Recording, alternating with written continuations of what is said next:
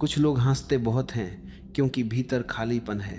कुछ लोग गुस्सा बहुत करते हैं क्योंकि भीतर कमजोरी है। कुछ लोग हर समय अपनी कहानी सुनाते रहते हैं क्योंकि उन्हें डर है कि कहीं दुनिया उन्हें भूल न जाए। तुमने कभी ऐसे इंसान को देखा है जो हर समय फोन पर कुछ न कुछ बोलता रहता है? अगर 5 मिनट भी खामोशी आ जाए तो उसे बेचैनी होने लगती है। वह तुरंत मोबाइल उठा लेगा, गाना चला देगा, किसी को मैसेज कर देगा, लेकिन चुप नहीं बैठेगा। क्यों? क्योंकि खामोशी में पहली बार इंसान खुद से मिलता है, और खुद से मिलना आसान नहीं है। जब बाहर का शोर बंद होता है तब भीतर की आवाजें सुनाई देने लगती हैं। दबी हुई बातें, पुराने घाव, अकेलापन, असुरक्षा, सब धीरे धीरे ऊपर आने लगता है। इसलिए इंसान शोर में भागता रहता है। तुमने गौर किया होगा, सोशल मीडिया पर सबसे ज्यादा वही लोग चिल्लाते हैं जिन्हें भीतर से खुद पर भरोसा नहीं होता। जो जितना खाली होता है वह उतना ज्यादा दुनिया का ध्यान मांगता है, और जो भीतर भर जाता है वह धीरे धीरे शांत होने लगता है। बुद्ध ज्यादा नहीं बोले, महावीर मौन में उतर गए। कई बार कृष्ण भी उत्तर देने के बजाय सिर्फ मुस्कुराए। क्यों? क्या उनके पास जवाब नहीं थे? नहीं, उनके पास इतनी गहराई थी कि शब्द छोटे पड़ जाते थे।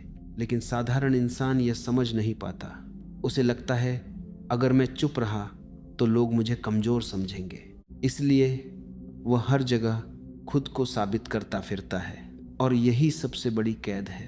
क्योंकि जिस दिन तुम्हें खुद को साबित करना पड़ रहा है उसी दिन साफ हो जाता है कि भीतर अभी भी संदेह है। सच्ची ताकत घोषणा नहीं करती।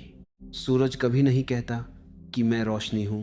फूल कभी नहीं चिल्लाता कि मेरे अंदर खुशबू है। समुद्र कभी अपनी गहराई साबित नहीं करता। फिर इंसान ही क्यों हर समय खुद को साबित करने में लगा है? शायद इसलिए क्योंकि उसने अभी तक खामोशी की शक्ति को जाना ही नहीं।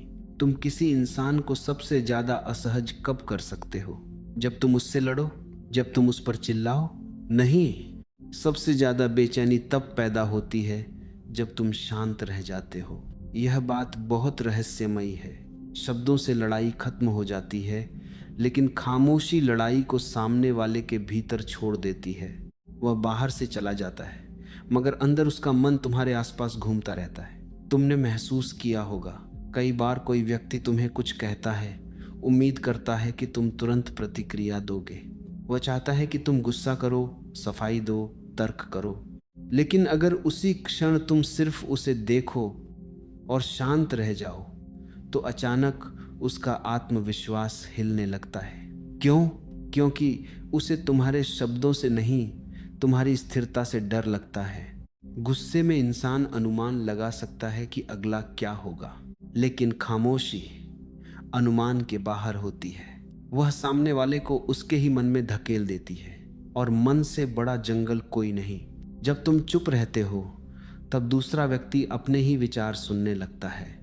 शायद मैंने ज्यादा बोल दिया, शायद यह मुझसे नाराज है, शायद इसे अब फर्क नहीं पड़ता।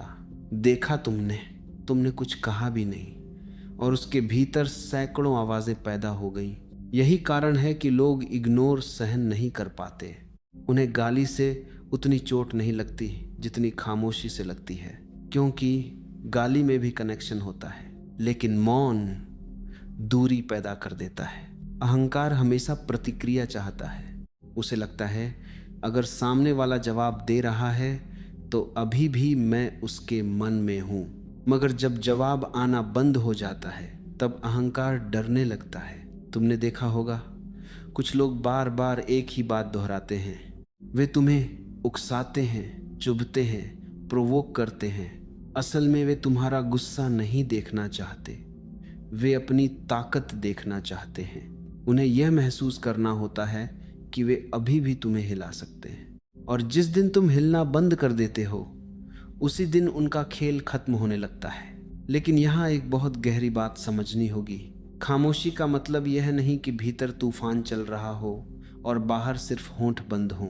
वह तो दबाव है। असली मौन तब जन्म लेता है जब भीतर प्रतिक्रिया धीरे धीरे मरने लगती है। एक शांत झील को देखो, उसकी सतह पर कोई शोर नहीं होता, इसलिए उसमें पूरा आकाश दिखाई देता है। लेकिन तूफानी नदी में कुछ भी साफ नहीं दिखता। मन भी ऐसा ही है। जब भीतर लगातार विचारों का तूफान चलता है, तब इंसान सामने वाले को नहीं देख पाता। वह सिर्फ अपनी चोटें देखता है, अपना गुस्सा, अपना डर। इसीलिए शांत व्यक्ति ज्यादा स्पष्ट देखता है। वह शब्दों के पीछे छिपी बेचैनी को पहचान लेता है। उसे समझ आ जाता है कि सामने वाला क्यों चिल्ला रहा है, और तभी एक अजीब करुणा जन्म लेती है। तब तुम्हें दिखाई देता है कि दुनिया में ज्यादातर लोग गुस्से में नहीं हैं, वे भीतर से डरे हुए हैं। वे लड़ नहीं रहे, वे खुद को बचाने की कोशिश कर रहे हैं। लेकिन यह बात सिर्फ वही समझ सकता है जिसने थोड़ी देर के लिए ही सही सच में चुप रहना सीखा हो। लेकिन जैसे ही इंसान सच में चुप होना शुरू करता है, एक बिल्कुल नई समस्या पैदा होती है। बाहर की दुनिया धीरे धीरे शांत होने लगती है, मगर भीतर का शोर अचानक साफ सुनाई देने लगता है। पहले वही शोर भीड़ में दबा हुआ था। लोगों की बातें, काम की भागदौड़, मोबाइल की स्क्रीन, लगातार चलती आवाजें, इन सब ने तुम्हें खुद से दूर रखा हुआ था। लेकिन अब जब तुम कुछ देर अकेले बैठते हो, तो मन अचानक बोलना शुरू कर देता है। और उसका बोलना बहुत अजीब होता है। वह तुम्हें वर्तमान में नहीं रहने देता। कभी वह पुरानी बेइज्जती याद दिलाता है, कभी किसी का छोड़ा हुआ दर्द, कभी तुलना, कभी भविष्य का डर। तुम कमरे में अकेले बैठे होते हो, लेकिन भीतर पूरा बाजार चल रहा होता है। यही कारण है कि ज्यादातर लोग अपने साथ ज्यादा देर नहीं रह पाते। उन्हें अकेलापन नहीं डराता, उन्हें अपने मन की आवाजें डराती हैं। तुमने कभी कोशिश की है बस 10 मिनट बिना मोबाइल, बिना गाने, बिना किसी डिस्ट्रैक्शन के बैठने की? शुरू में सब सामान्य लगता है, फिर अचानक मन बेचैन होने लगता है। शरीर हिलना चाहता है, उंगलियां कुछ पकड़ना चाहती हैं, दिमाग किसी से बात करना चाहता है। और अगर तुम फिर भी बैठे रहो, तो धीरे धीरे अंदर छिपी चीजें ऊपर आने लगती हैं। पुराने चेहरे, अधूरी इच्छाएं, वे बातें जो तुम कभी कह नहीं पाए, वे घाव जिन्हें तुमने सालों से ढक रखा था। तब समझ आता है कि इंसान बाहर की दुनिया से नहीं भाग रहा, वह खुद से भाग रहा है। मन लगातार तुम्हें उलझाए रखना चाहता है, क्योंकि जिस दिन तुम उसे शांत होकर देखने लगोगे, उसी दिन उसकी पकड़ कमजोर होने लगेगी। यहाँ एक बहुत रहस्यमयी घटना घटती है। पहले तुम सोचते थे कि मैं ही मेरा मन हूं, लेकिन अब पहली बार तुम्हें दिखाई देने लगता है कि मन अलग है और देखने वाला अलग। विचार आ रहे हैं, मगर कोई उन्हें देख भी रहा है। गुस्सा उठ रहा है, मगर कोई उसे पकड़ नहीं रहा। डर गुजर रहा है, मगर कोई शांत बैठा हुआ है। यहीं से भीतर एक नया द्वार खुलता है। धीरे धीरे तुम्हें महसूस होने लगता है कि मन का शोर तुम्हारी असली पहचान नहीं है। वह तो सिर्फ आदतों का जमा हुआ धुआं है। बचपन से लोगों ने तुम्हारे भीतर हजारों आवाजें भर दी। ऐसे बनो, वैसे दिखो, लोग क्या कहेंगे, तुम्हें सफल होना है। और इन सब आवाजों के बीच तुम्हारी अपनी आवाज कहीं खो गई। इसलिए जब पहली बार खामोशी आती है, तो बहुत अंधेरा महसूस होता है। ऐसा लगता है जैसे भीतर कुछ टूट रहा है। असल में टूट कुछ नहीं रहा होता, सिर्फ झूठ धीरे धीरे गिरने लगता है। तुमने देखा होगा, रात के सबसे शांत समय में मन सबसे ज्यादा सक्रिय हो जाता है, क्योंकि दिन भर की डिस्ट्रैक्शंस खत्म हो जाती हैं। अब तुम अकेले हो और मन को पहली बार मौका मिलता है तुम्हें घेरने का। लेकिन अगर उसी क्षण तुम भागो नहीं, अगर तुम सिर्फ देखते रहो, बिना लड़ाई, बिना दबाव, तो एक अजीब परिवर्तन शुरू होता है। विचार अभी भी आते हैं, मगर उनकी ताकत कम होने लगती है। भावनाएं उठती हैं, मगर तुम्हें बहा कर नहीं ले जाती। भीतर थोड़ी थोड़ी जगह बनने लगती है, और उसी जगह में पहली बार खामोशी डर नहीं लगती। वह धीरे धीरे एक आश्रय जैसी महसूस होने लगती है। फिर एक दिन इंसान अचानक महसूस करता है, जिस खामोशी से वह पूरी जिंदगी भागता रहा, उसी के भीतर एक अनजानी शक्ति छिपी हुई थी। अब वह पहले जैसा नहीं रहता। पहले छोटी सी बात उसे हिला देती थी। किसी का व्यवहार, किसी की राय, किसी का ताना, सब उसके भीतर तूफान पैदा कर देते थे। लेकिन अब प्रतिक्रिया तुरंत पैदा नहीं होती, बीच में एक दूरी आ गई है, और वही दूरी शक्ति है। दुनिया समझती है कि ताकत का मतलब है सामने वाले को जवाब देना, लेकिन जीवन बार बार दिखाता है कि सबसे ऊंची शक्ति प्रतिक्रिया न देने में है, क्योंकि प्रतिक्रिया हमेशा गुलामी है। कोई कुछ बोले और तुम तुरंत भीतर बदल जाओ, इसका अर्थ है कि तुम्हारा स्विच दूसरे लोगों के हाथ में है। लेकिन जो व्यक्ति भीतर स्थिर हो जाता है, उसे आसानी से नियंत्रित नहीं किया जा सकता। उसकी खामोशी दीवार नहीं बनती, पर्वत बन जाती है। तुमने पहाड़ों को देखा है, आंधियां आती हैं, बादल टकराते हैं, बारिश गिरती है, लेकिन पहाड़ अपनी जगह से नहीं हिलते। उनके भीतर एक मौन स्थिरता होती है। वैसे ही जब इंसान अपने भीतर टिकना सीख लेता है, तब दुनिया की आवाजें उसे छू तो सकती हैं, मगर गिरा नहीं सकती। यहीं से रिश्तों की पूरी समझ बदलने लगती है। पहले वह हर बात समझाना चाहता था। मैं गलत नहीं हूं, तुम मुझे समझ क्यों नहीं रहे, मैंने ऐसा क्यों किया। लेकिन अब धीरे धीरे उसे दिखाई देता है कि जो व्यक्ति सच में तुम्हें महसूस करता है, उसे शब्दों की जरूरत बहुत कम पड़ती है, और जो समझना ही नहीं चाहता, उसे 1000 स्पष्टीकरण भी पर्याप्त नहीं होंगे। तब इंसान बहस छोड़ने लगता है, साबित करना छोड़ देता है, हर जगह अपनी उपस्थिति दर्ज कराना छोड़ देता है। यह हार नहीं है, यह ऊर्जा की रक्षा है, क्योंकि हर लड़ाई लड़ने योग्य नहीं होती। कुछ जगहों पर मौन ही सबसे स्पष्ट उत्तर होता है। अगर कोई तुम्हारा अपमान करे और तुम तुरंत टूट जाओ, तो इसका अर्थ है कि भीतर अभी भी घाव खुले हैं। लेकिन जब भीतर स्थिरता आ जाती है, तब दूसरे के शब्द हवा की तरह गुजरने लगते हैं। यह सप्रेशन नहीं है, यह समझ है। तुम सामने वाले का गुस्सा देखते हो और उसके पीछे छिपा दुख भी देख लेते हो। तुम उसकी कठोरता देखते हो और उसके भीतर का डर भी पहचान लेते हो। तब अचानक करुणा जन्म लेती है। अब तुम्हें लोगों से जीतने में रुचि नहीं रहती, क्योंकि तुम्हें समझ आने लगता है कि ज्यादातर लोग खुद से ही हार चुके हैं। और यहाँ खामोशी का एक और रहस्य खुलता है। जो चीजें वास्तव में गहरी होती हैं, वे शोर नहीं करती। समुद्र की गहराई शांत होती है, आकाश बिना आवाज के फैला रहता है। मंदिर में घंटी बजने के बाद जो सन्नाटा उतरता है, वही सबसे पवित्र क्षण होता है। शोर हमेशा सतह पर होता है, गहराई हमेशा मौन होती है। इसलिए जो व्यक्ति भीतर गहरा उतरने लगता है, उसकी आवाज कम होने लगती है। वह भीड़ में भी शांत रहता है, उसे हर जगह बोलने की जरूरत महसूस नहीं होती। और यही बात लोगों को बेचैन करती है, क्योंकि शांत व्यक्ति के सामने दूसरों का शोर और स्पष्ट दिखाई देने लगता है। लेकिन यहाँ एक बहुत सूक्ष्म खतरा भी है। कई बार इंसान सोचता है कि वह मौन में है, जबकि भीतर दबाव जमा हो रहा होता है। होंठ शांत होते हैं, मगर अंदर क्रोध जल रहा होता है, और यही जगह सबसे ज्यादा धोखा देती है।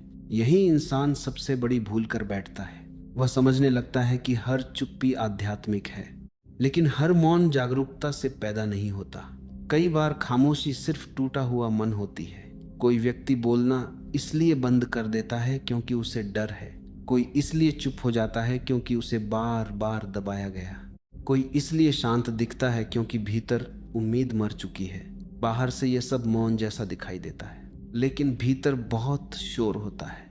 और यही फर्क समझना सबसे जरूरी है। दबा हुआ इंसान और जागरूक इंसान दोनों बाहर से शांत दिख सकते हैं, मगर उनकी ऊर्जा बिल्कुल अलग होती है।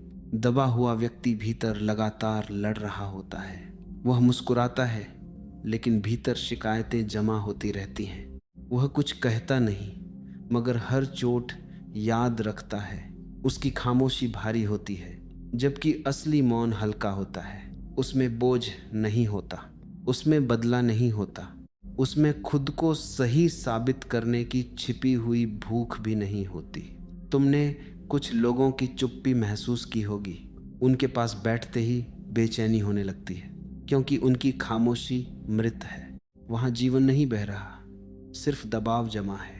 और कुछ लोग ऐसे होते हैं जो बिना ज़्यादा बोले भी शांति फैला देते हैं। उनके पास बैठकर लगता है जैसे भीतर का तनाव धीरे धीरे पिघल रहा है। फर्क शब्दों में नहीं, चेतना में है।